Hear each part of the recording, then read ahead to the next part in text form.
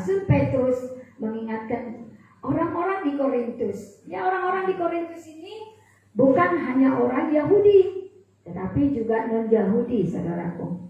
Mereka diperlengkapi dengan teguran-teguran yang keras.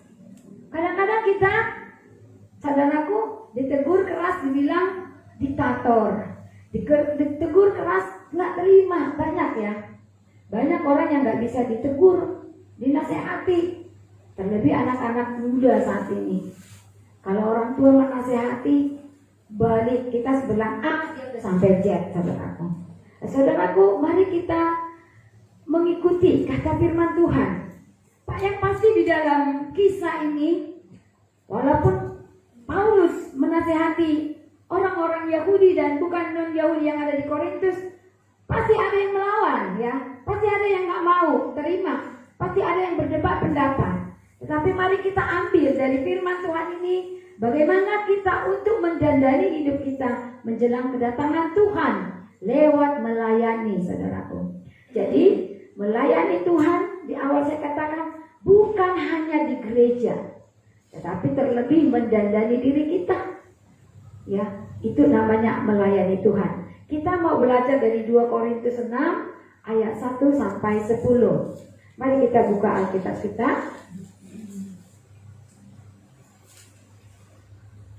Kita lihat 2 Korintus 6 ayat 1 sampai 10. Saya rindu kita boleh bangkit berdiri, kita baca bersemangat untuk firman Tuhan ini. 2 Korintus 6 ayat 1 sampai 10 kita berganti-gantian membaca. Paulus dalam pelayanannya, sebagai teman-teman sekerja, kami menasihatkan kamu supaya kamu jangan membuat menjadi sia-sia kasih karunia Allah yang telah kamu terima.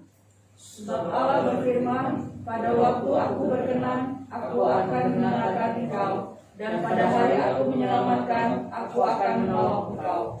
Sesungguhnya waktu ini adalah waktu pertenangan itu, sesungguhnya hari ini adalah hari penyelamatan itu.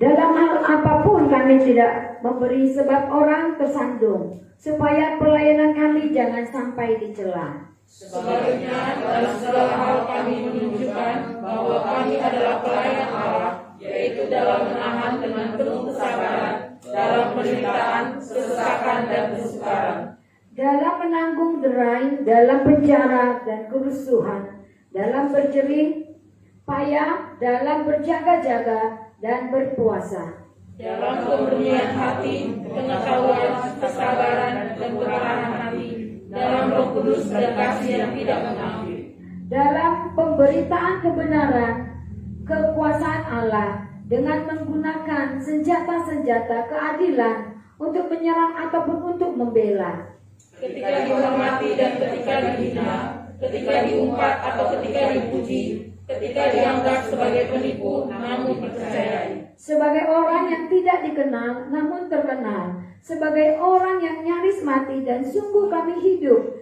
sebagai orang yang dihajar namun tidak mati. Sama-sama ayat 10. Sebagai orang berduka cita namun senantiasa bersuka cita, sebagai orang miskin namun memperkaya banyak orang, sebagai orang yang tak bermilik sekalipun kami memiliki segala sesuatu. Silakan duduk Bapak Ibu yang dikasih Tuhan. Bapak Ibu yang dikasih Tuhan,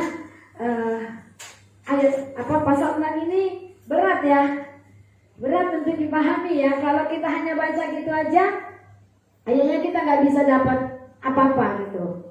Tetapi kita belajar menggunakan senjata kita, senjata yang luar biasa ya, senjata anak-anak Tuhan, yaitu Roh Kudus.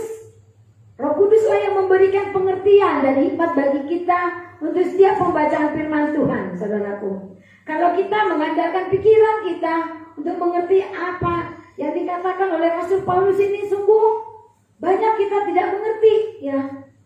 Pada bagian-bagian apa yang dikatakan pada Rasul Paulus ini, memberi tetapi tidak punya sesuatu untuk diberi ya. Berduka cita tetapi memberi sukacita katanya. Ya saudaraku, kita tahu bagaimana seorang Rasul Paulus. Paulus adalah murid Gamaliel. dia yang pintar, ya, ahli filsafat dan orang berduit kalau dibilang untuk saat ini.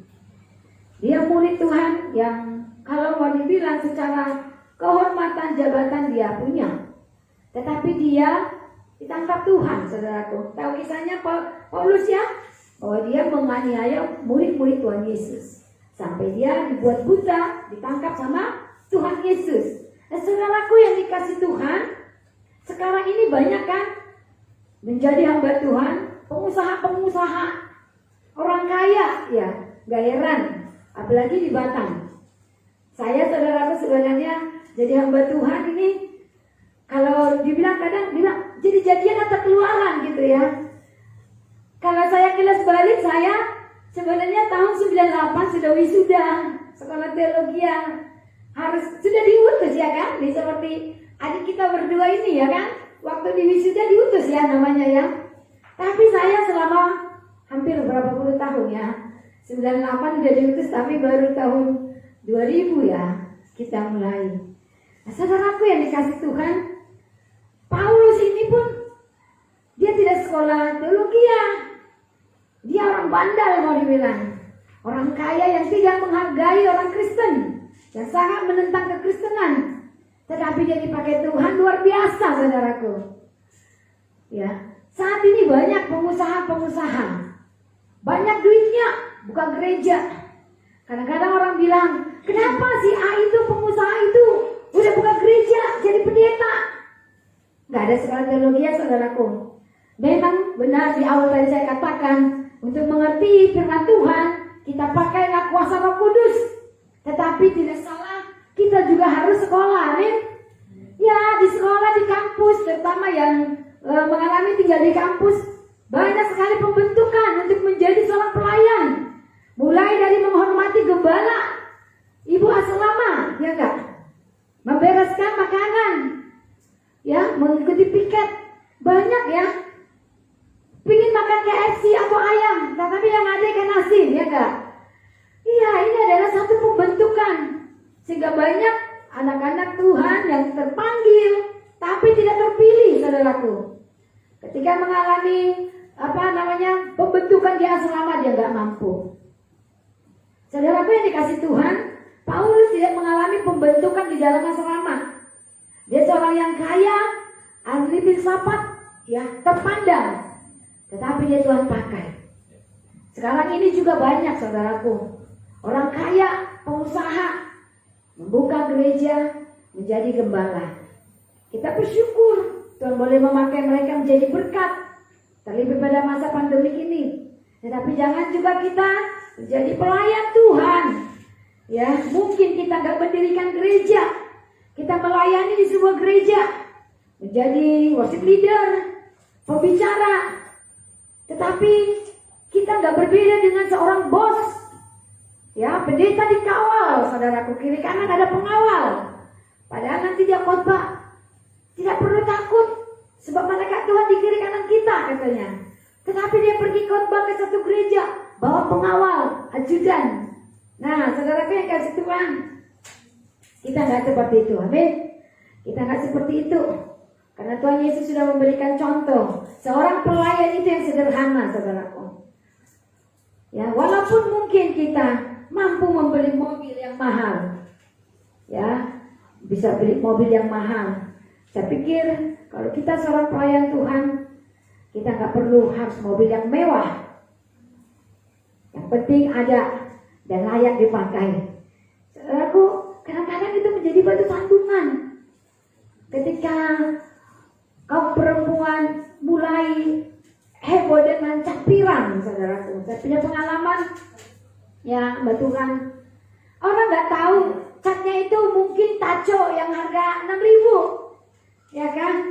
Tetapi karena pelayan Tuhan ini, Ibu Gembala ini memakai cat pirang, ya, anting-anting tiap minggu ganti, aksesoris ganti, kuku, pakai pedikur.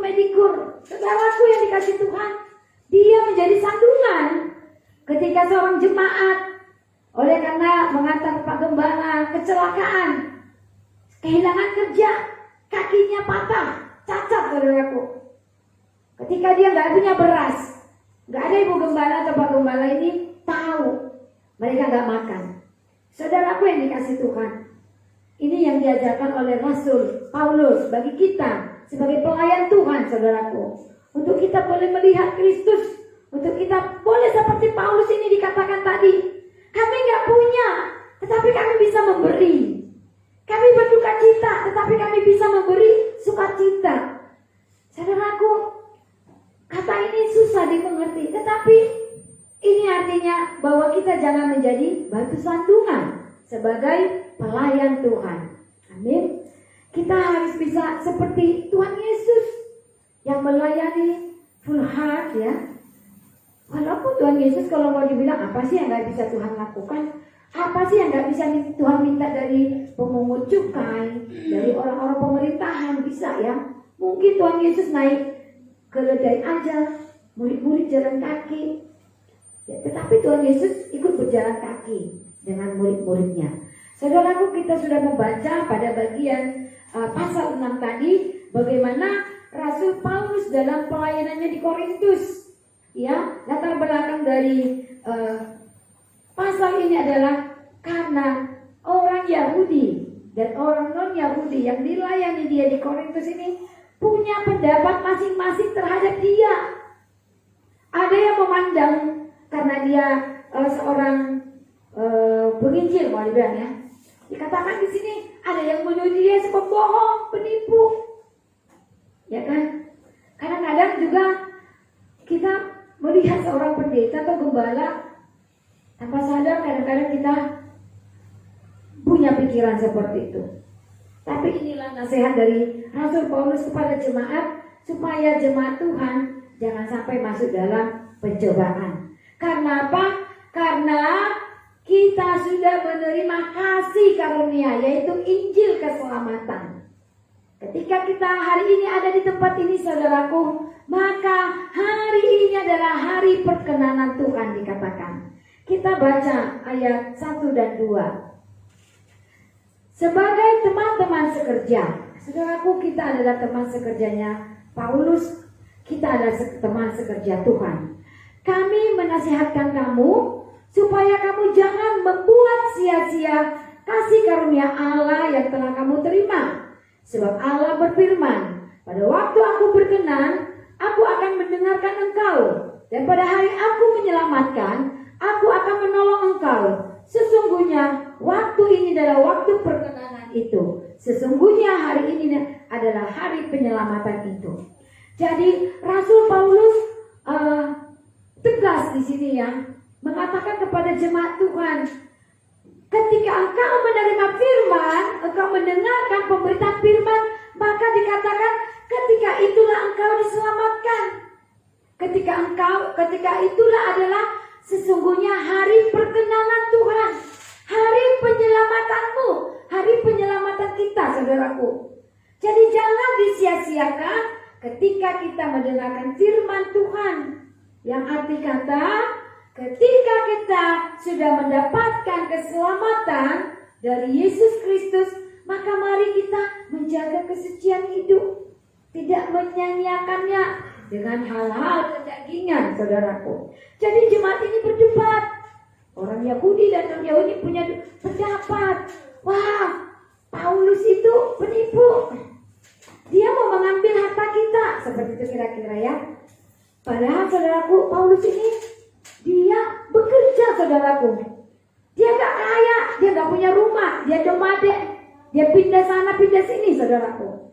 Tetapi masih ada umat juga berpikir bahwa dia seorang penipu, mengambil keuntungan dari jemaat itu.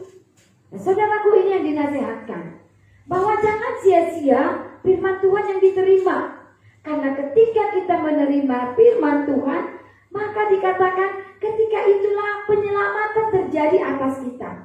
Ketika kita sungguh-sungguh menerima Yesus sebagai Tuhan, maka saat itulah kita diselamatkan oleh Tuhan. Amin.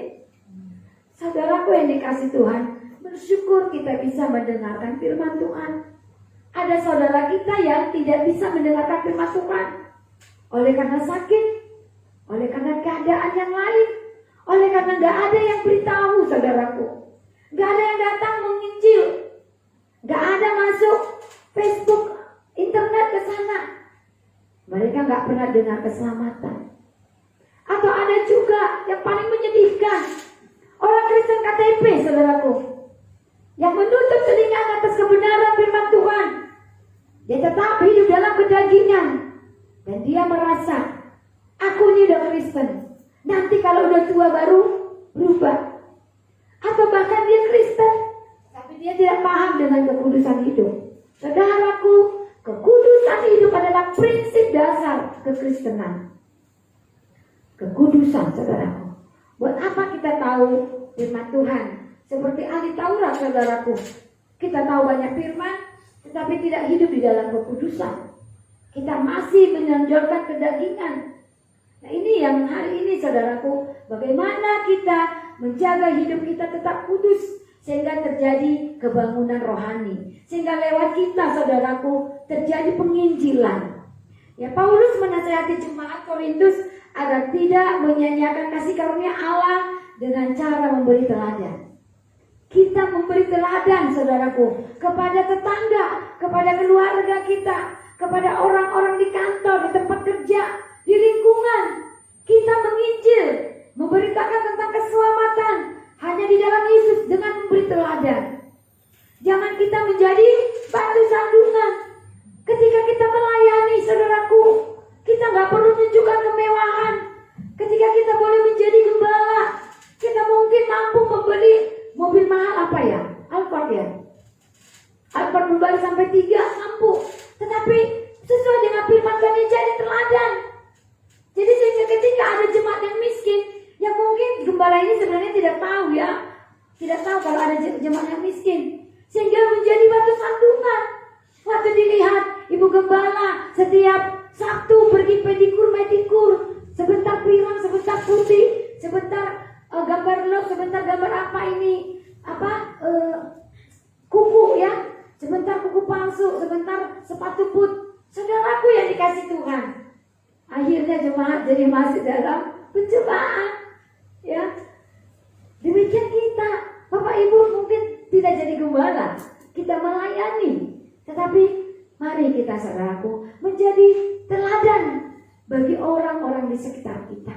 Kita hidup sederhana, kita ramah, tutur kata kita manis, kita nggak sombong walaupun mungkin kita punya uang, walaupun mungkin rumah kita lebih mewah dari tetangga kita, tetapi kita tetap rendah hati, saudaraku, sehingga orang melihat, wow, orang Kristen seperti ini, wah, orang Kristen ramah, seperti itu ya, Bapak Ibu yang kasih Tuhan.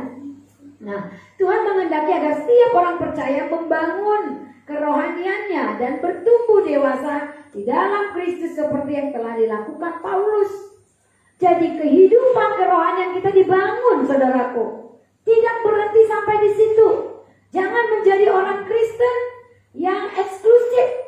Orang Kristen yang tidak mau bergaul dengan orang yang tidak kenal Tuhan. Ini juga menjadi batu sandungan. Wah, orang Kristen, tiap hari ada di situ ibadah, tapi mereka gak bergaul dengan kami. Saudaraku, kemarin saya pun heran. Ya, yang nempati rumah saya gembala. Tetangga kiri kanan itu kan orang seberang ya.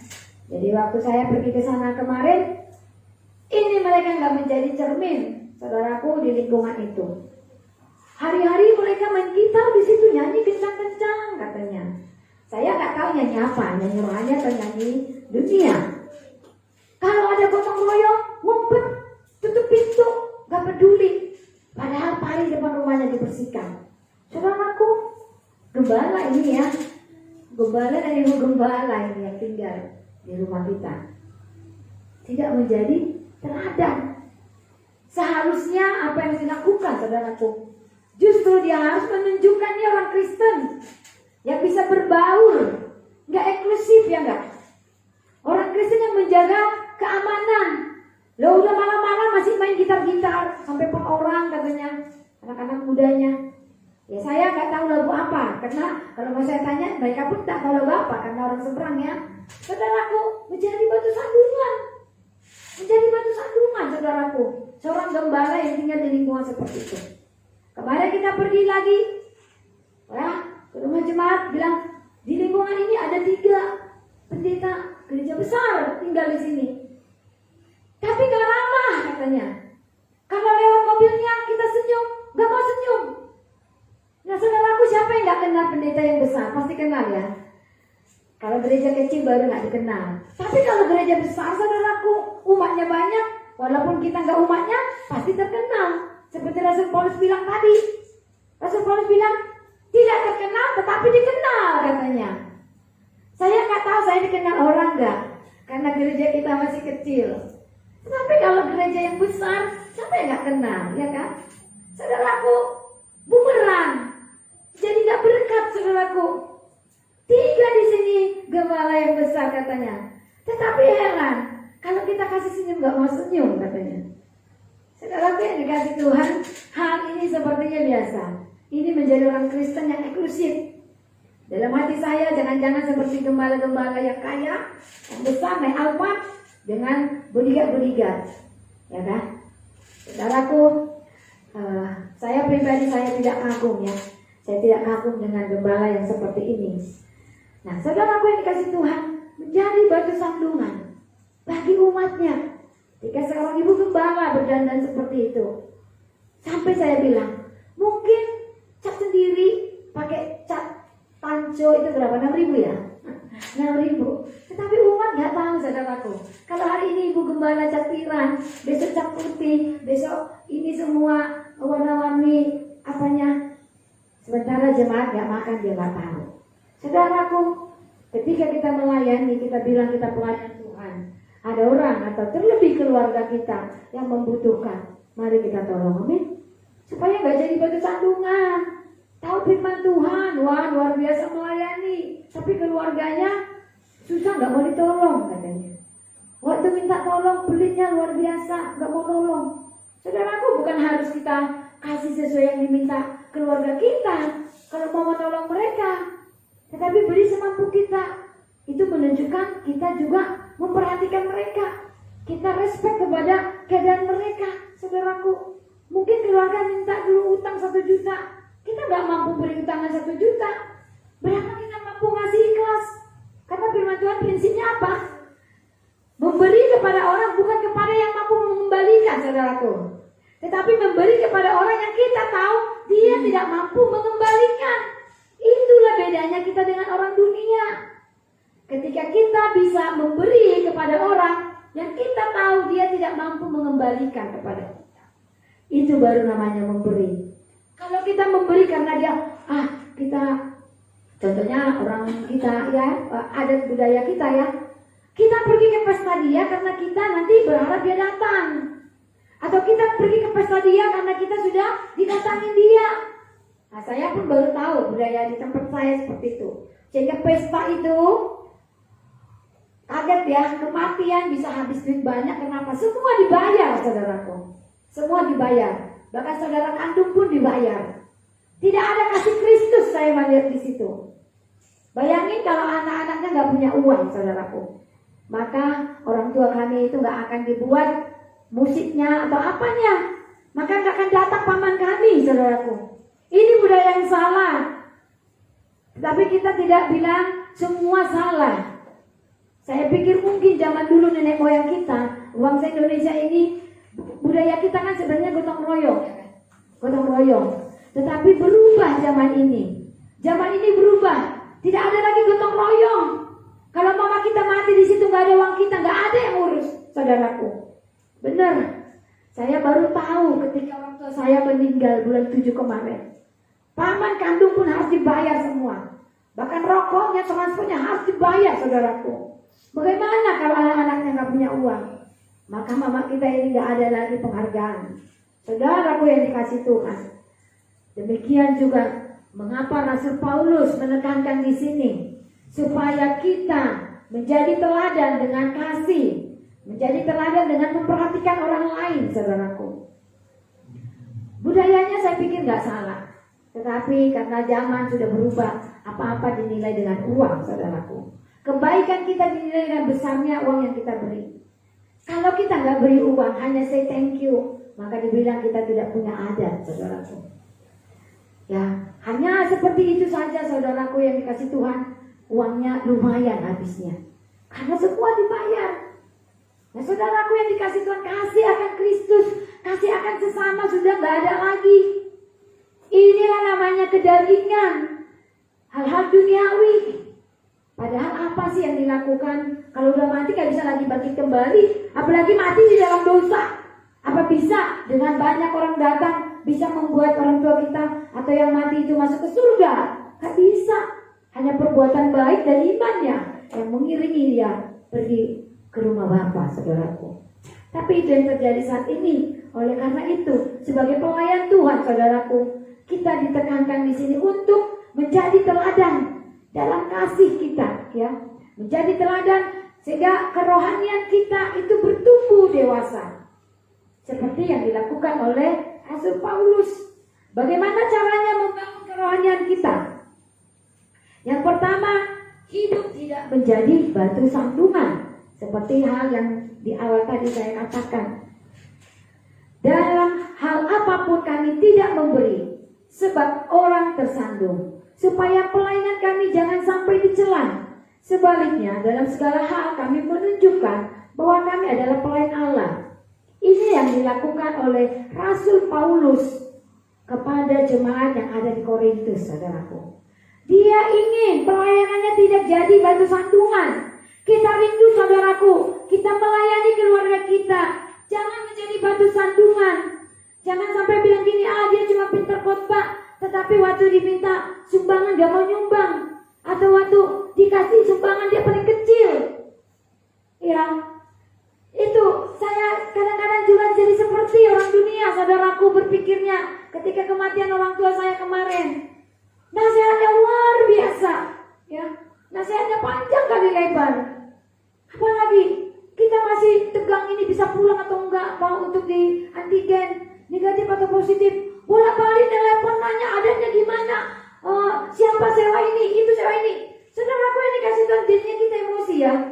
Bayangin kita ini bisa pulang atau enggak, sudah diteleponin dari kampung, pakai ini cateringnya apa, berapa kursi, berapa catering, musiknya apa. Saudaraku yang dikasih Tuhan, bukan memikirkan kalian bisa datang enggak.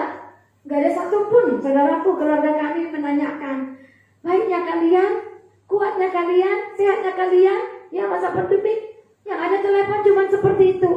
Sehingga saya pikir memang saya harus kasih tahu firman kepada mereka. Walaupun saya tertolak, saudaraku, saya tertolak masih di depan mayat ibu saya. Tetapi kita sebagai anak Tuhan, kita harus jadi teladan, saudaraku. Ketika keluarga memberi sumbangan, saya nggak bisa melepaskan kedagingan saya. Kami nggak bisa melepaskan kedagingan kami. Kenapa? Bagaimana mungkin keluarga besar yang ibu saya berkorban begitu banyak kepada mereka selama waktu ibu saya hidup, ketika mereka masih susah. Sekarang sudah kaya raya, pegawai negeri, anak sama sarjana, bisa ngasih 50.000, saudaraku. Bagi saya nggak masuk akal. Ya, saya sebutkan angkanya, saudaraku. Bagi saya nggak masuk akal, saudaraku. Bagaimana orang tua saya berjuang sampai anak-anaknya nggak dikuliahkan. Ibuku ini menjadi teladan karena dia paling besar, saudaraku. Menyekolahkan saudara-saudaranya, memuliakan sampai ke Jawa sana. Saudaraku, tidak ada lagi kasih. Tidak ada lagi kasih, saudaraku, semua diukur dengan uang. Jadi saya pun seperti itu, saudaraku. Gak bisa melepas kedagingan saya. Saya mengukur mereka juga seperti itu. Kok mereka gak punya kasih kepada kami? Gak ada menanyakan kami adanya uang kalian. Ya, saudaraku, kita yatim piatu, ya, ditinggalkan orang tua kita. Tapi satu pun keluarga kita nanyakan, ada gak uang kalian? Ya, saudaraku yang dikasih Tuhan, ini bukan saya bilang budaya orang Batak, bukan budaya kami, suku kami, tetapi manusianya yang sudah merusak budaya. Tidak ada lagi gotong royong, saudaraku. Semua memunculkan kedagingan, semua ingin mengambil keuntungan. Sehingga ketika Rasul Paulus berkata di sini, ada yang menilai dia penipu, saudaraku. Ketika pelayanan mungkin kita mengumpul persembahan, membawa perpuluhan, lalu ketika kita seorang gembala hidup di dalam kemewahan, maka timbullah pikiran, dia pendeta penipu, dia memperkaya diri.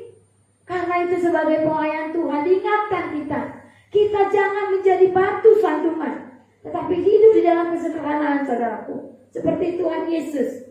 Saudaraku yang dikasih Tuhan, saya mengalami ini, saudaraku. Mengalami bagaimana orang kadang berpikir, ya, kalau kita kaya itu, saudara kita miskin, kita nggak memperhatikan. Ini sering berpikir seperti itu, ya.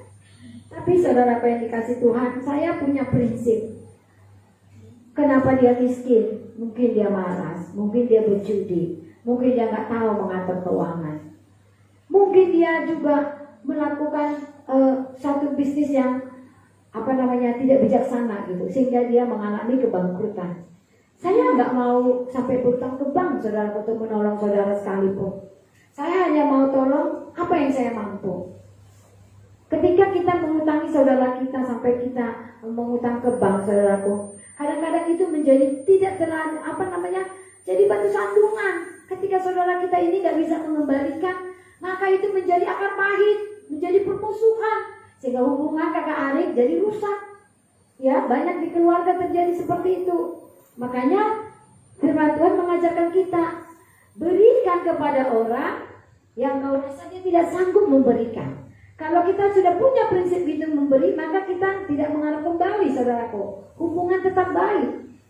Ya, jadi orang kalau seperti Rasul Paulus mengingatkan di sini, bahwa banyak jemaat berpikir bahwa Paulus ini memperalat mereka. Paulus di sini memperkaya diri sendiri. Padahal Paulus itu, saudaraku, dia sebenarnya kaya, tetapi dia melepaskan semua kehormatan, ya, melepaskan jabatan, melepaskan hartanya. Dia nomaden. Nomaden itu berpindah-pindah tempat tinggal. Dia meninggalkan semua hal-hal duniawi untuk menjadi teladan, saudaraku. Susah ya menjadi teladan, apalagi saat sekarang, saudaraku. Tetapi mari kita berusaha menjadi teladan, sehingga iman kita bertumbuh, iman kita dibangun, saudaraku. Kita mengasihi orang, kita menolong orang. Itu yang bisa kita lakukan saat ini. Sekecil apapun yang bisa kita berikan, peduli dengan keadaan COVID saat ini, mari kita berikan. Sebatas mungkin hanya WA, say hello, apa kabar, mendoakan. Mari kita lakukan, saudaraku. Paulus pernah mengingatkan bahwa sebagai orang percaya kita harus belajar hidup tidak menjadi batu sandungan bagi orang lain. Sebagai pengikut Kristus, apa yang kita lakukan sehari-hari akan menjadi cermin yang terbuka bagi orang lain. Ya, apa yang kita lakukan menjadi cermin terbuka. Orang bisa melihat kita dari kiri, kanan, muka, belakang, tahu, oh ini pelayan di Faith, oh ini ibu gembala di Faith. Kita menjadi cermin terbuka. Kalau kita hidup seturut dengan firman, tidak ada yang kita tutupi, saudaraku. Tetapi kalau kita ada yang kita tutupi, maka kita menjadi cermin yang tertutup. Ketika seorang pelayan masih hidup di dalam dosa, bagaimana dia menjadi cermin untuk dilihat orang, saudaraku? Pelayan masih hidup dalam perzinahan, percabulan. Pelayan yang masih suka korupsi. Pelayan yang suka saya bilang di dalam pemerintahan, yang melakukan tugas pemerintahan hanya untuk memperkaya diri sendiri, memperlancar bisnis, menjadi anggota dewan, ya, hanya untuk diri sendiri, saudaraku. Hanya bagaimana bisnisnya lancar. Hari ini dia orasi di satu tempat, diruli-ruli. Sesudah jadi anggota dewan lupa. Di gereja, pergi gereja-gereja. Saudaraku, tidak menjadi berkat, tetapi menjadi batu sandungan. Sehingga dia tidak menjadi cermin yang bisa dilihat orang dari semua sisi. Saudaraku, Paulus menginginkan kita, jemaat Tuhan yang melayani Tuhan, saudaraku, yang ketika kita menerima Kristus dikatakan kita adalah pelayan Tuhan, amin. Jadi orang harus bisa melihat kita dari semua sisi. Kita menjadi cermin yang terbuka, yang bisa dilihat orang. Apa yang kita lakukan sehari-hari, saudaraku? Apa yang kita lakukan sehari-hari, itulah yang bisa dilihat orang. Oleh sebab itu penting agar hidup keseharian kita selaras dengan ajarannya, agar hidup kita memuliakan Tuhan. Kita memiliki kasih, kita memiliki kepedulian, Kita tidak ada dosa yang kita tutupi, ya. Dosa-dosa kedagingan, saudaraku, itu orang lain tidak melihat. Ya, bahkan pasangan kita nggak bisa tahu apa dosa yang mungkin mengikat pikiran kita, karena handphone ini kita sendiri yang tahu apa yang kita lihat, ya kan? Tetapi Tuhan melihat, iblis melihat. Anak-anak muda yang pakai HP, ya, mungkin ada yang aneh-aneh sehingga kecanduan, saudaraku. Game, saudaraku yang dikasih Tuhan. Kita akan jadi kecanduan game. Mama kita udah ngomel, bapak udah ngomel, tapi kita nggak bisa melepaskan kedagingan, malah kita melawan. Ini yang kita alami orang tua. Saya pribadi juga mengalami. Saya nggak bisa mendidik anak saya untuk melepaskan diri dari gadget, dari game. Ya, dari film-film Korea mungkin ya, entah apa di film itu, sehingga laptop bolak-balik rusak. Nggak bisa melepaskan diri, saudaraku. Waktu dinasihati, balik lagi menyerang kita.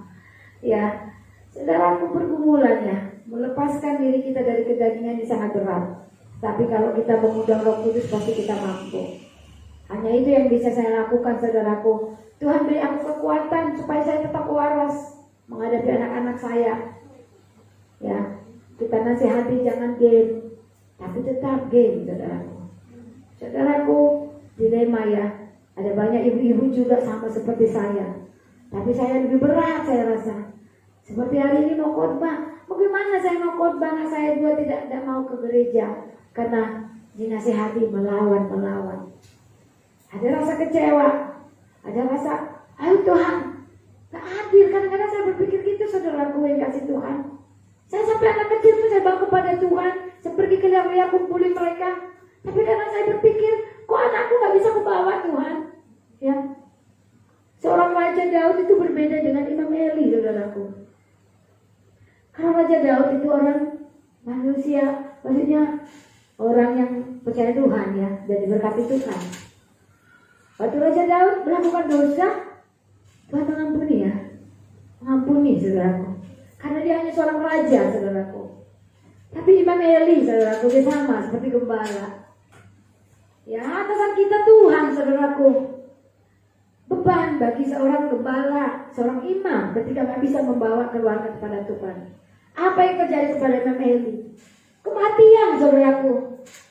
Selalu saya sampaikan kepada anak saya bahwa mama ini berbeda dengan seorang presiden sekalipun, Jokowi, yang disanjung rakyatnya, yang banyak orang kagum. Walaupun mama cuma defect, gak ada orang kenal, tapi mengerjakan pekerjaan Tuhan. Saudaraku, gak ada ampun, saudaraku, Imam Eli. Ya, mati, saudaraku, kematian. Banyak anak-anak gak dengar, banyak anak-anak gak mau percaya akan kebenaran firman Tuhan. Mereka kadang merasa itu dongeng.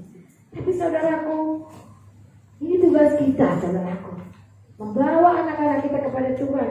Ini tugas pelayanan yang pertama yang harus kita lakukan, saudaraku. Membawa keluarga kita kepada Tuhan. Ya, sebab hari ini adalah hari perkenanan Tuhan, saudaraku. Nah, saudaraku, kita dikatakan di sini, jangan menjadi batu sandungan. Ya, kita jangan menjadi batu sandungan. Berat memang. Wow, dia WE luar biasa. Wah, dia menginjil, dia ini. Tapi keluarganya berantakan, katanya. Ya, dia melayani, tetapi masih tetap hidup dalam perzinahan. Saudaraku, berat. Jangan menjadi batu sandungan. Karena kalau kita menjadi batu sandungan, maka kita tidak sedang membangun jemaat, saudaraku. Kita tidak sedang membangun jemaat, tetapi kita sedang memperolok-olok Tuhan. Kita sedang menghujat Tuhan, saudaraku. Kalau masih kita seperti cermin yang tertutup, ada dosa yang kita tutupi, tetapi kita melayani Tuhan. Karena itu Rasul Paulus mengingatkan, kamu harus menjadi cermin terbuka yang bisa dilihat orang dari keseharian, dari perkataan, perbuatan, kasih, sehingga itu membangun iman orang yang melihat kita, saudaraku. Kita lihat lagi yang kedua, hidup dalam kemurnian. Dalam kemurnian hati, pengetahuan, kesabaran, dan kemurahan hati dalam Roh Kudus dan kasih yang tidak munafik. Ya, jemaat diingatkan, jangan kalian munafik. Di depan aku kalian bawa persembahan untuk menopang pelayananku, tetapi di belakang kamu bilang aku penipu. Kira-kira seperti itu ya. Ya, seperti itu karena ada dua kubu mereka di situ. Yang satu menyanjung hukum Taurat, satu kelompok tidak mau melakukan hukum Taurat. Seperti itu, sehingga kenalah kepada dia sebagai seorang pemimpin, gembala saat itu mau dibilang. Nah, jadi dikatakan kita nggak boleh munafik, saudaraku. Tetapi hati kita harus murni. Menolong seseorang harus murni. Menegur seseorang harus murni. Memberikan pujian kepada seorang pun harus murni. Bukan untuk membuat dia kayak menyinggung gitu loh. Kadang-kadang kan bahasa di WA atau di mungkin kita dengan teman, kita puji, padahal di baliknya sebenarnya dia nggak muji, kayak ngejek gitu ya kan. Ada orang yang seperti itu, wow mantap kali ya, hebat kali ya ini nih. Terus di belakang digosipin aku. Seperti itu pasti jemaat ini di sini. Waktu Rasul Paulus ada memberi nasihat kepada mereka, wow puji Tuhan ya, luar biasa, Rasul gini pasti. Tapi di belakang penipunya itu, gitu, ya kan? Saudaraku yang dikasih Tuhan, ada nggak umat yang seperti itu? Diingatkan hari ini bahwa kita nggak boleh seperti itu ya. Hati kita harus murni ya. Punya pengetahuan ya. Sebagai pelayan Tuhan bukan cukup cuma hati yang murni, saudaraku. Kita sebagai pelayan Tuhan nggak cukup cuma punya hati yang murni, tetapi dikatakan pengetahuan. Kita baca, kita gali firman Tuhan. Itu makanya dikatakan harus sekolah kita kalau mau jadi gembala. Nggak boleh jadi gembala Kejadian katanya. Ya, harus sekolah. Kalau sampai nanti gembala nggak sekolah kitab, dibilang hanya Roh Kudus aja. Ya, kadang-kadang bukan Roh Kudus yang beri hikmat sama dia, tetapi pikirannya sendiri. Karena itu kita perlu dikatakan di sini pengetahuan. Orang Rasul Paulus ini dia sekolahnya tinggi, saudaraku. Kalau mungkin sekarang dia mungkin di atas profesor apalagi ya. Seperti itu karena dia ahli filsafat. Kemudian dikatakan kesabaran. Orang yang melayani harus panjang sabar.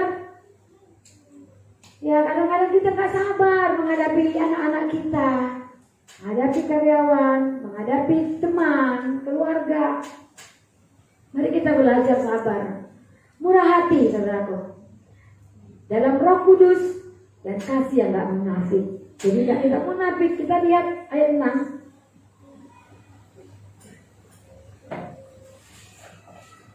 Ya, sama ya, dalam kemurahan hati, pengetahuan, kesabaran, dan kemurahan hati, dalam Roh Kudus dan kasih yang tidak munafik.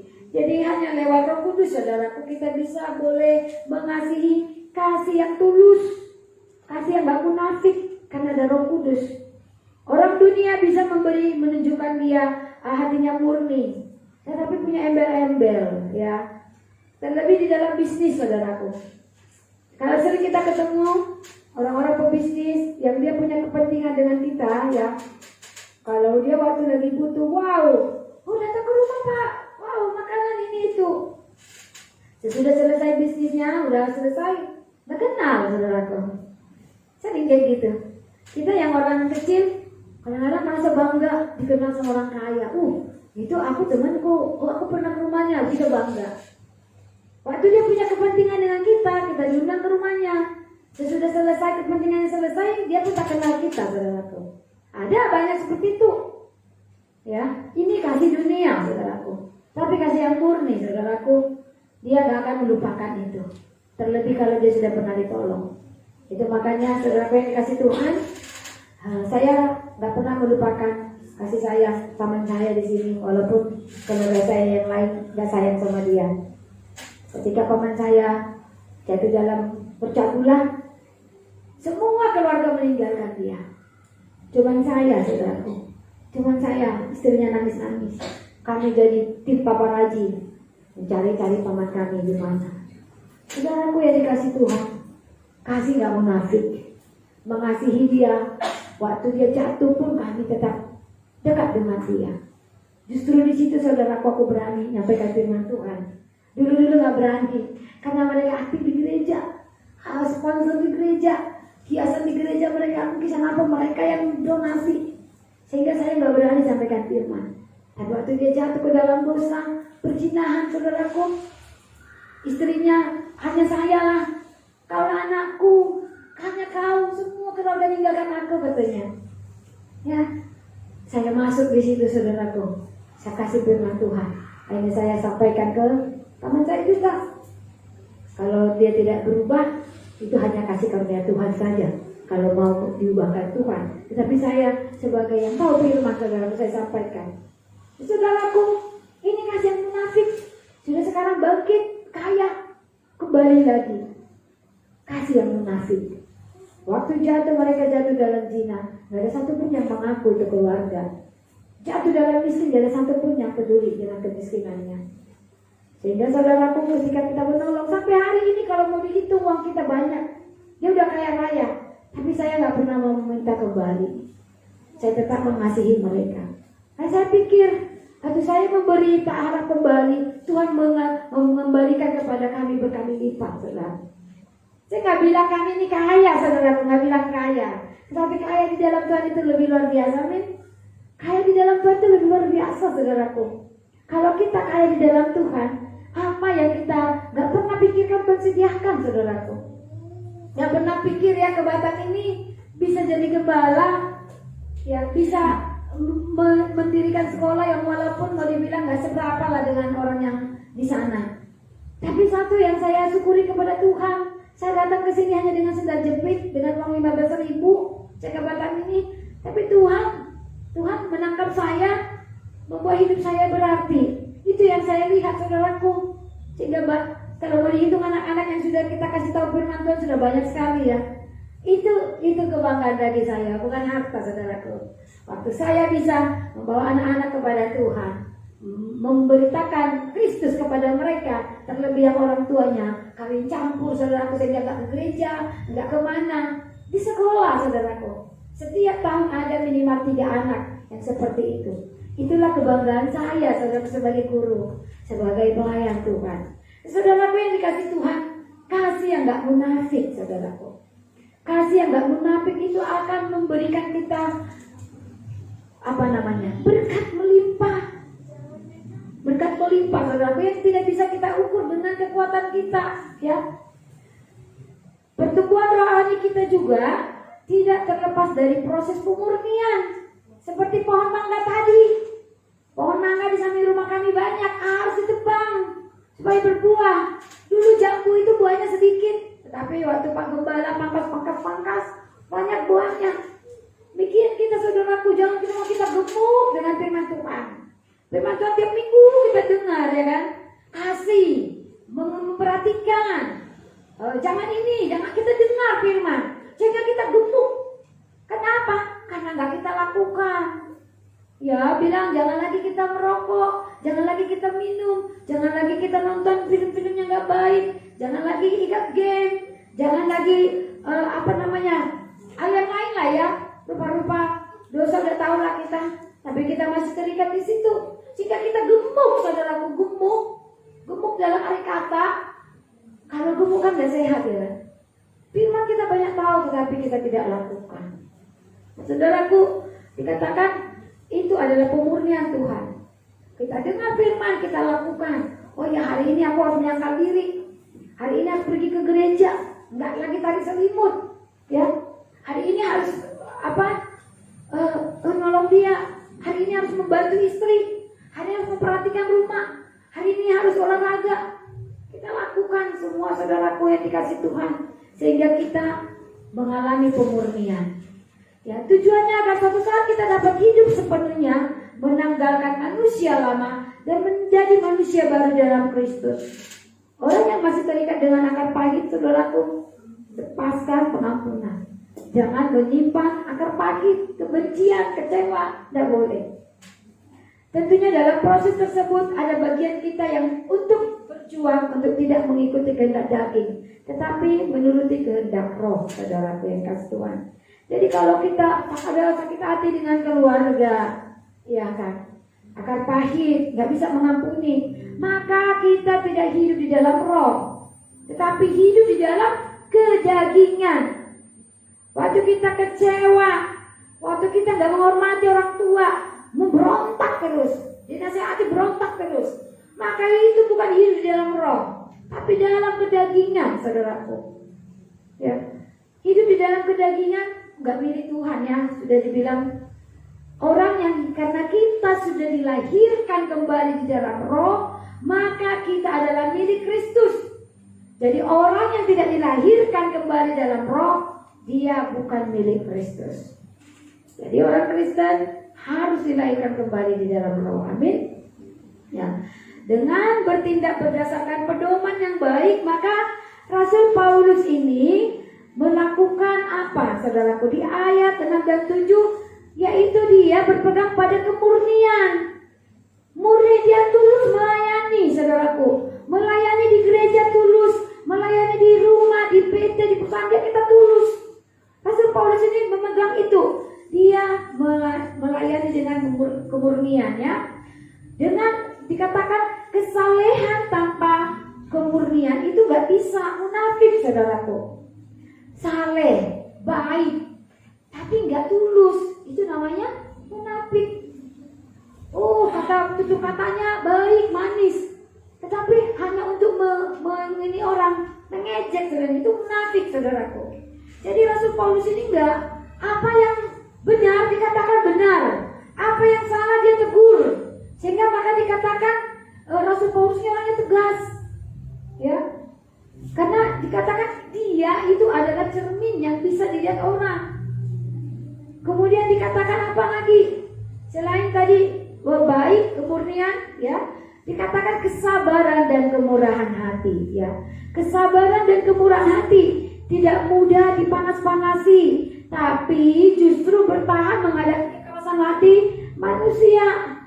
Wah, Ibu Gembala itu kayak gini. Oh iya ya, kayak gitu ya. Misalnya gitu. Oh, Pak Gembala itu gini. Oh gitu ya. Sehingga aku pun gak mau melayani. Saudara yang dikasih Tuhan, dikatakan dia harus sabar dan murah hati. Gak gampang terpengaruh, dipanas-panasi orang. Wah, katanya kamu kayak gini sama bapak itu. Langsung dilabrak. Ya, ada yang seperti itu. Saudaraku, kita harus bertobat. Kata bapak si Anu begini-begini. Wah, emosi, saudaraku. Kita sering diuji di situ, saudara yang kasih Tuhan. Sehingga kita ini hidup di dalam kedagingan, gak bisa menguasai diri, langsung emosi, langsung labrak. Itu makanya banyak orang yang masuk di penjara sana penuh. Ya, saya kemarin ditelepon saudara saya dari kampung. Saudara apa yang dikasih Tuhan? Ya kalau di kampung satu marga itu pasti jadi saudara ya. Saya gak kenal dia, tapi dia telepon saya dari penjara, saudaraku. Dia bilang gini, bantulah, kami di sini udah ditekan sama pimpinan kamar. Berapa orang satu sel? Saya bilang 20 orang. Bantulah bibi, pakai bibi ya, untuk beli ember sama piring terserah, 100.000 pun boleh. Karena kami nggak boleh pakai embernya. Lalu saya tanya, kenapa kamu bisa di situ? 3 orang, kakak beradik, saudaraku, membunuh. Perkara apa sampai membunuh? Yang dibunuh siapa? Saudaranya masih besan orang tuanya. Kenapa sampai membunuh? Karena emosi. Hanya perkara lapak di medan jualan, ya. Jadi pengusaha lapak ini masih saudara yang dibunuh itu, saudaraku. Jadi mereka merencanakan kejahatan waktu saudara besannya ini pergi ke ladang, dihabisin di ladang. Saudaraku, saya merinding ya waktu seperti itu. Akhirnya saya nggak mau bantu, saudaraku. Kenapa? Saya takut. Dia kan punya karakter yang jelek ya kan. Nanti kalau saya bantu sekarang, besok saya ditelepon lagi, terus kalau nggak saya kasih nanti diteror gitu. Saya takut karena saya pun nggak kenal pribadi dia, hanya dia saudara. Karena saya tanya abang saya yang lain sepupu, iya itu saudara kita katanya.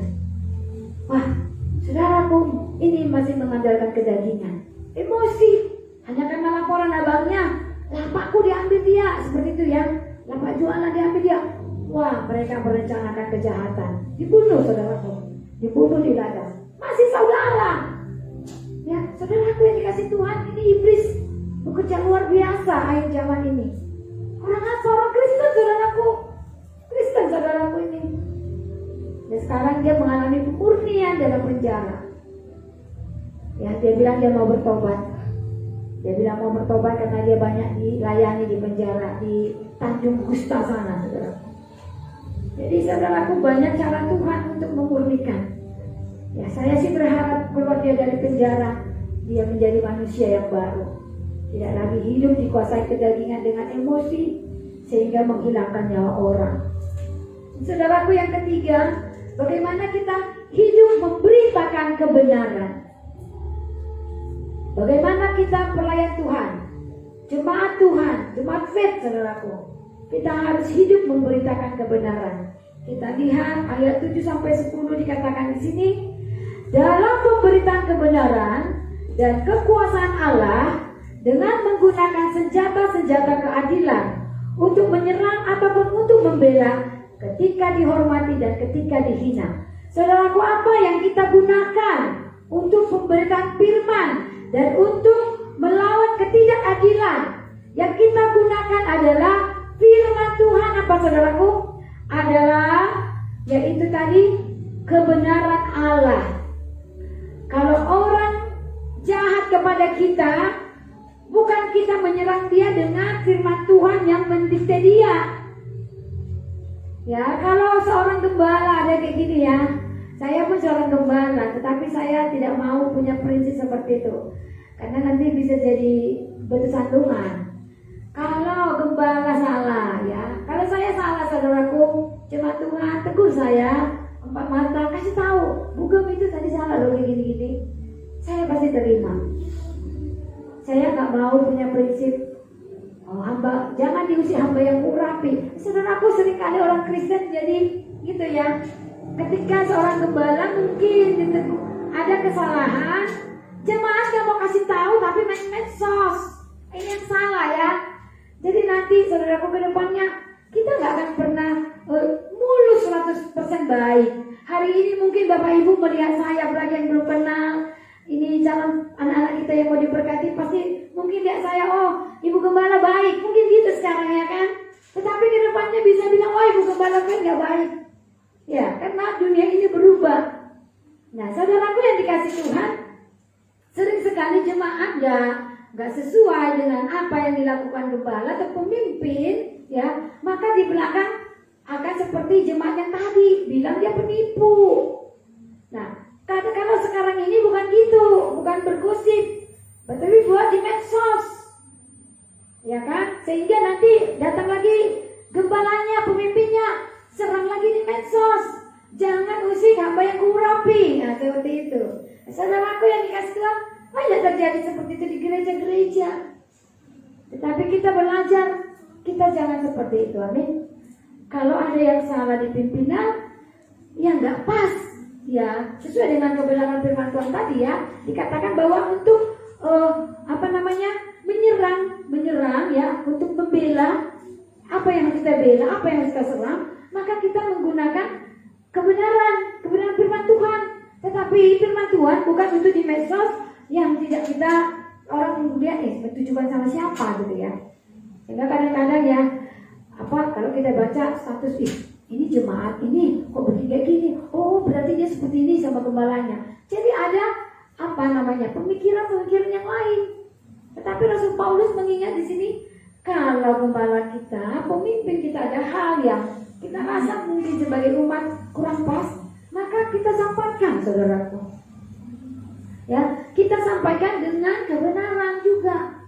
Jadi jangan firman Tuhan tadi diperalat di medsos untuk menjatuhkan gembalanya. Karena orang yang mengenal pasti pikir, oh iya ya, pasti itu ditujukan kepada hambanya ini. Jadi gitu kan, saudaraku, itu nggak baik ya.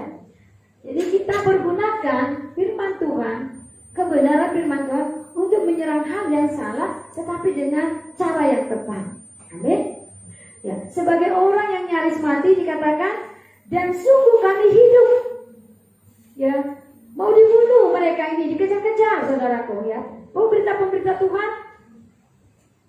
Kemudian bukan cuma mau dibunuh, karakter karakternya pun mau dibunuh. Ya dikatakan penipu, saudaraku. Bagaimana seorang pemimpin dibilang umatnya penipu? Itu kan membunuh karakter. Ya, sedangkan kita aja di rumah punya permasalahan seperti saya tadi, rumah banjir, ya. Waduh, sampai telat, udah gak enak ini telat datang ke gereja. Saya berpikir gimana? Waktu saya merasa anak-anak saya gak peduli dengan apa yang saya kerjakan, saya rasa tadi saya gak mampu berdiri di sini, saudaraku, menyampaikan firman Tuhan. Iblis mengintimidasi saya, iblis membunuh karakter saya, saudaraku. Ya, saudaraku, kita belajar bagaimana kita, kalau kita melihat seseorang melakukan hal yang salah, maka seranglah dengan kebenaran firman Tuhan. Serang dengan cara yang baik. Ya, orang yang nyaris mati saya tadi, saudaraku. Nyaris bilang sama Pak Gembala, kau aja yang khotbah, Pak. Saudaraku yang dikasih Tuhan, iblis luar biasa menyerang kita, saudaraku. Namun tidak mati. Sebagai orang berduka cita, namun senantiasa bersuka cita. Sebagai orang miskin, namun memperkaya banyak orang. Sebagai orang tak bermilik, sekalipun kami memiliki segala sesuatu. Apa segala sesuatu yang dimiliki Rasul Paulus, saudaraku? Dia gak punya rumah, dia gak punya kendaraan, dia gak punya uang. Dia hidup dari mana? Dari persembahan yang dibawa umat. Hidup dari mana? Dia membuat tenda, saudaraku. Tetapi dia bisa berkata, dikatakan dia memperkaya orang, ya. Namun memperkaya orang sebagai orang tak bermilik, sekalipun kami memiliki segala sesuatu. Apa yang dimiliki Rasul Paulus di sini? Kebenaran firman Tuhan. Apa yang kita miliki, saudaraku, di dalam dunia ini? Hidup kita tadi sesuai dengan kebenaran firman Tuhan. Mau kita sombongkan harta jabatan kita untuk membawa orang kepada Kristus? Gak bisa. Mau kita sumbang tiap hari supaya orang percaya kepada Tuhan? Gak bisa. Seberapa, sampai kapan ada uang kita menyumbang orang memberi sembako? Itu makanya kemarin kita melaksanakan itu, saudaraku. Saya pribadi, ya seperti saya bilang, kita tidak hanya memberi mereka berkat jasmani, tetapi berkat rohani. Ada banyak gereja menyumbang di pinggir-pinggir jalan atau di mana tidak ada pemberitaan firman, saudaraku. Sia-sia saya pikir. Ya, membawa ke tempat-tempat memang nggak salah sih menyumbang, tetapi dikatakan di sini kita Rasul Paulus memperkaya orang miskin dengan segala, dikatakan sekalipun kami memiliki segala sesuatu, itu apa? Firman. Waktu kita memberkati mereka kemarin itu, itulah hari perkenanan bagi mereka dan kita. Disitulah mereka menerima keselamatan dari Tuhan. Jadi jangan kita hanya memberikan berkat kepada mereka, kita nggak kasih tahu siapa Tuhan Yesus, saudaraku.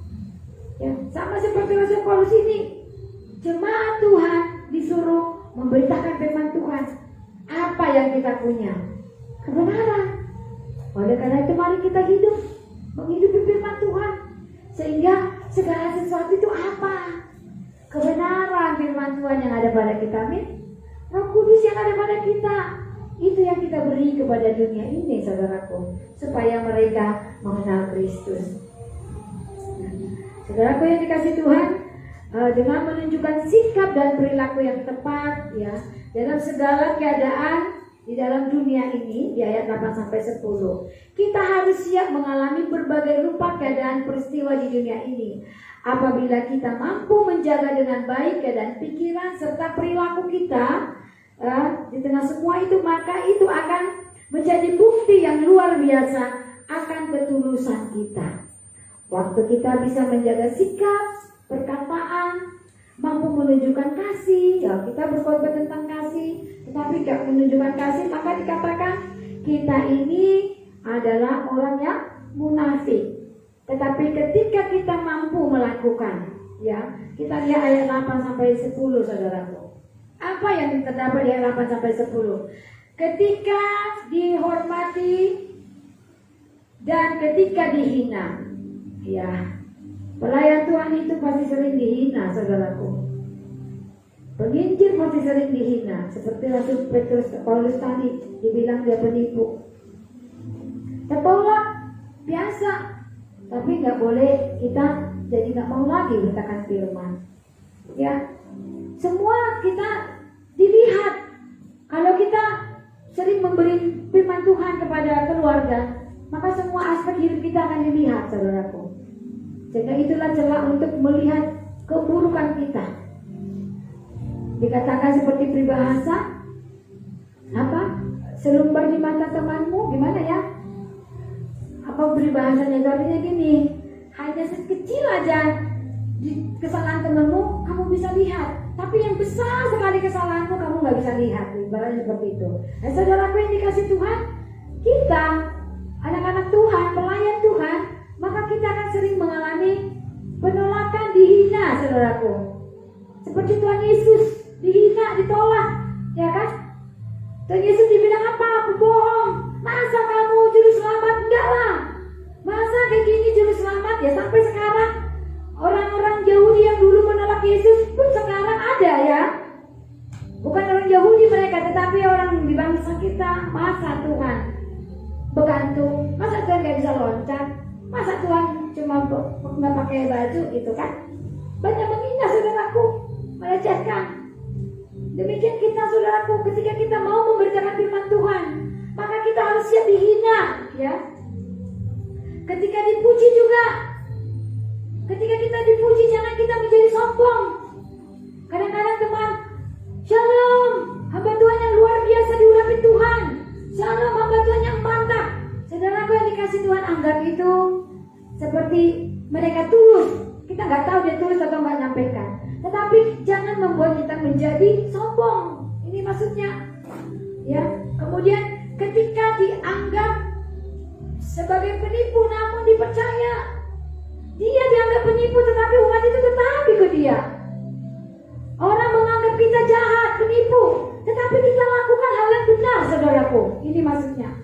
Orang menilai kita negatif, tetapi kita lakukan hal yang positif, ya. Sebagai orang yang tidak dikenal namun terkenal.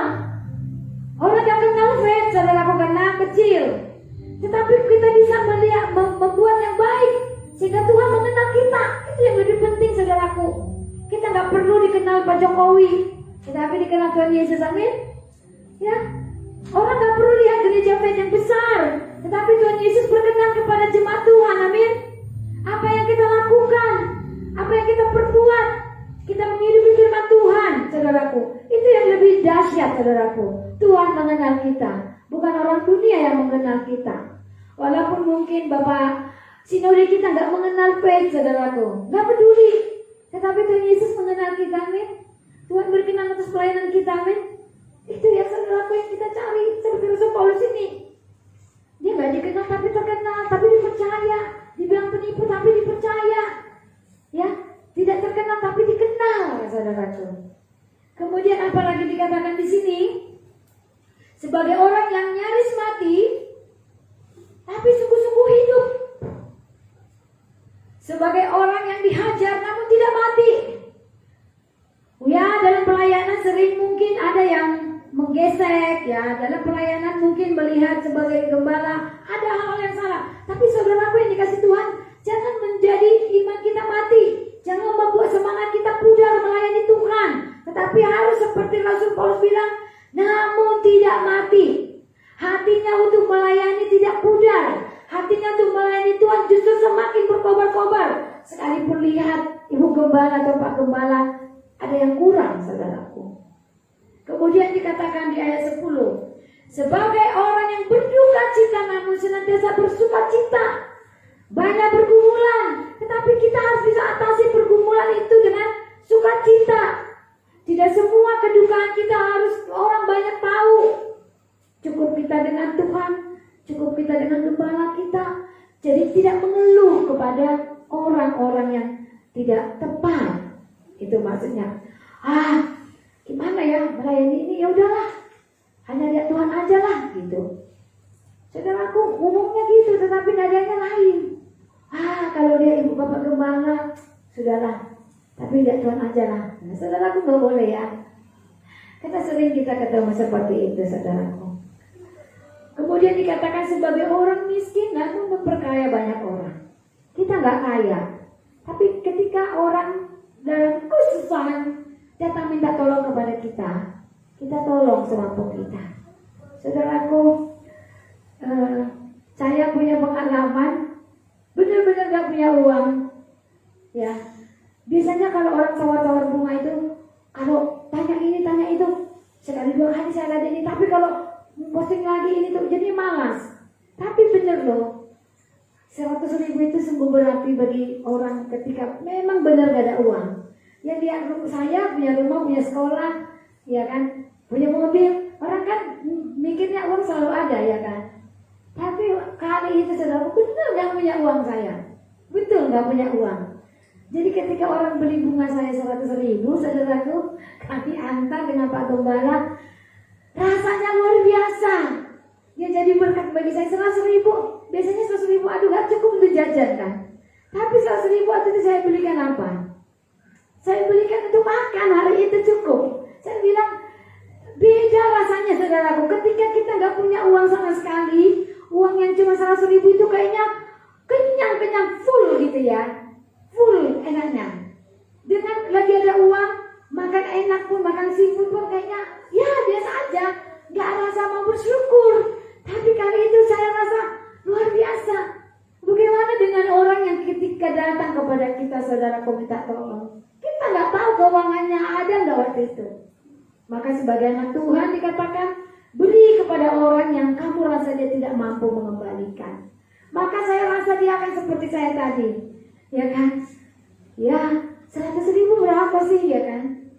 Berapa 100.000? Tapi saya bilang bisa saya beli beras, bisa beli telur hari itu, saudaraku. Saudaraku yang dikasih Tuhan, kita mengasihi orang-orang miskin ya. Apa yang kita punya? Kemurahan hati tadi. Ya, saudaraku, banyak nasihat yang diberikan Rasul Paulus pada jemaat waktu itu ya. Orang baik di dunia ini harus sudah siap mengalami sejumlah penghinaan dan kecaman untuk mengimbangi kehormatan dan pujian yang mereka akan terima. Jadi kita harus menyeimbangkan, saudaraku, hinaan ya, kebencian mungkin, apalagi kesusahan. Bagaimana kita menyangkal diri, saudaraku? Bagaimana kita harus datang ke gereja walaupun hari ini hujan, sebenarnya tidur aja lah, udahlah kan, ada live gitu kan. Bagaimana kita harus pergi membangunkan anak-anak cepat berangkat ke gereja. Bagaimana kita mengampuni orang yang benar udah jahat sama kita, melepas pengampunan. Bagaimana? Berat ya. Tetapi dikatakan kita harus menyeimbangkan dengan apa? Dengan kehormatan dan pujian yang akan kita terima. Tuhan akan memberikan kita pujian dan penghormatan, saudara. Kalau sekarang saatnya kita memberikan pujian dan penghormatan kepada Tuhan, lewat hidup kita melayani Tuhan. Makanya saudaraku, layani Tuhan, amin. Saudaraku yang datang dari kampung, layani Tuhan. Kita semua di sini semakin tingkatkan pelayanan kita kepada Tuhan, saudaraku. Karena itu yang mengiringi kita. Jadi Tuhan akan memberikan kita kehormatan dan pujian ketika Tuhan nanti memanggil kita kembali. Dan kita memerlukan kasih karunia Allah sebagai senjata kita, saudaraku. Kasih karunia Allah yang menjadi senjata kita untuk menyeimbangkan kesusahan, kehinaan yang kita alami di dunia dengan kehormatan dan pujian yang akan kita terima nanti di dalam kerajaan surga. Ya, dikatakan di sini kita menggunakan kasih karunia Allah sebagai senjata supaya di satu sisi kita dapat melawan godaan penghormatan. Jadi ketika orang-orang sekitar kita memberi pujian, wah hebat ya, melayani luar biasa, maka tidak boleh menjadi kesombongan. Ya, maka kita pakailah perisai kasih karunia. Maka selalu di dalam hati kita berkata, hanya karena kasih karunia aku bisa melakukan pelayanan. Hanya karena kasih karunia aku bisa mengasihi orang yang susah. Hanya karena kasih karunia aku bisa mengampuni. Hanya karena kasih karunia aku bisa memperhatikan. Kasih karunia, saudaraku. Kasih karunia perkenanan Tuhan bagi kita. Tanpa kita bersikap sombong, ya. Jangan kita, oh ya hanya karena kasih karunia, tapi kita menunjukkan kita sombong. Itu pun tidak boleh ya. Saudaraku yang dikasih Tuhan, jadi sikap kita tidak boleh sombong. Dan di satu sisi supaya kita dapat melawan godaan penghinaan dan menerima kecaman dengan sabar dan tidak balas menuduh. Jadi kalau orang menghina kita, menjelekkan kita, maka kita harus menerimanya dengan sabar, tidak balik menuduh atau membalas. Ini Rasul Paulus bilang kita nggak boleh membalas mereka dengan menuduh, tetapi dengan sabar. Sabar menerima ya, sabar menerima dan tidak membalas menuduh. Agaknya orang-orang menceritakan hal yang berlainan mengenai para rasul.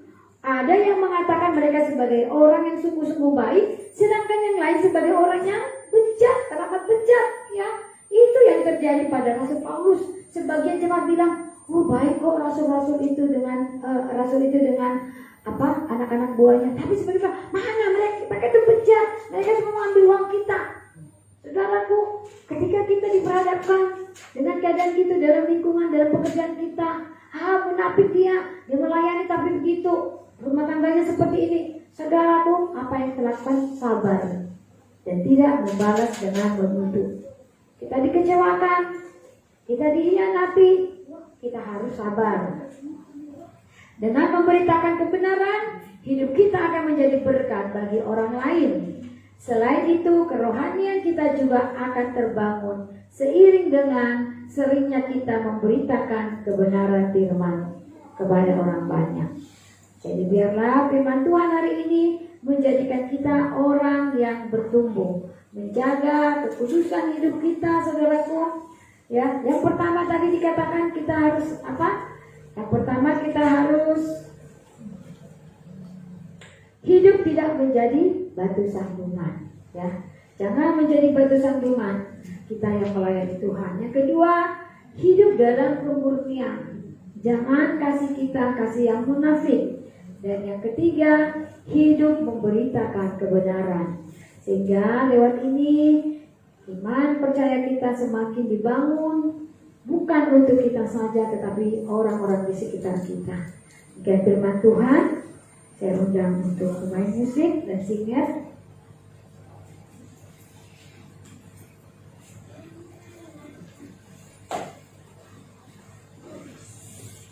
Boleh angkat pujian yang sebelum firman tadi ya.